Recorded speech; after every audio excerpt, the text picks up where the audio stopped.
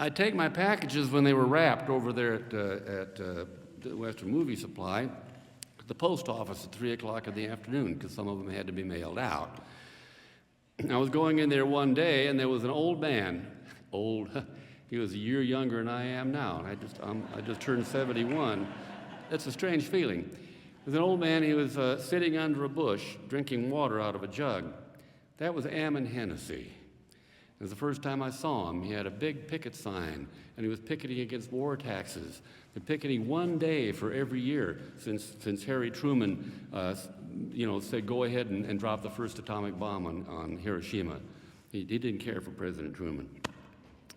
Ammon Hennacy was a Catholic, anarchist, pacifist, draft dodger, and 2 world wars, war tax refuser, vegetarian, one-man revolution in America wise guy, which about covers it. And I don't know if any of you remember Ammon picketing alone down there in front of that place.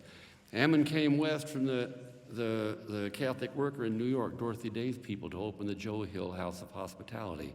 First on Post Office Place, and then about 10 blocks away, and then finally out at the old county dog pound out at by the Roper Yards of the Denver Rio Grande and Western, but in the shadow of the old Vitro smokestack. Ammon Ammon was the one who saved my life. I honestly believe he did. He taught me why I needed to be a pacifist, and he taught me what it really meant to be an anarchist. And I've been pursuing those ideas ever since. He died here in Salt Lake in 1970, but he was the great change in my life, it was Ammon. We sang a lot at the Joe Hill House. And one time, there was an old hobo jungle up there in the Weber Basin up there at Ogden called Pig Hollow. It had been there since 1900. It's a big jungle.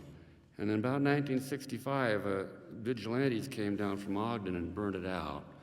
And then those guys started drifting into our place with their bedrolls all burned up and the whiskers all singed.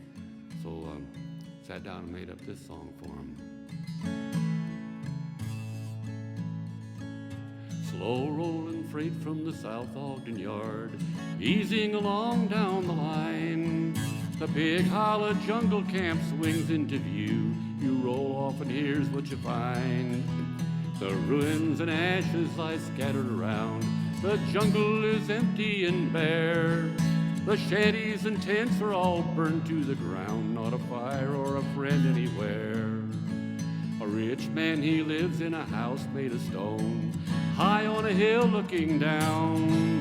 A poor man, he lives in a tar paper shack way out on the backside of town. But a rich man, don't worry about his fine house. It's protected like you never saw. But a poor man gets railroaded out by the cops. His house gets burned down by the law. A poor man is fighting for all that he has. He stands with his back to the wall. A rich man, he spends nearly half of his life chasing a little white ball. But a rich man, he says that Pig Hollow must go. It's a place where the crooks rendezvous. But don't you suppose if you burn down the bank, you might flush a scoundrel or two? And don't you suppose if a bum with a torch set fire to some big fancy hall, or the cops would come down like a bloodthirsty hound and just flat nail his hide to the wall?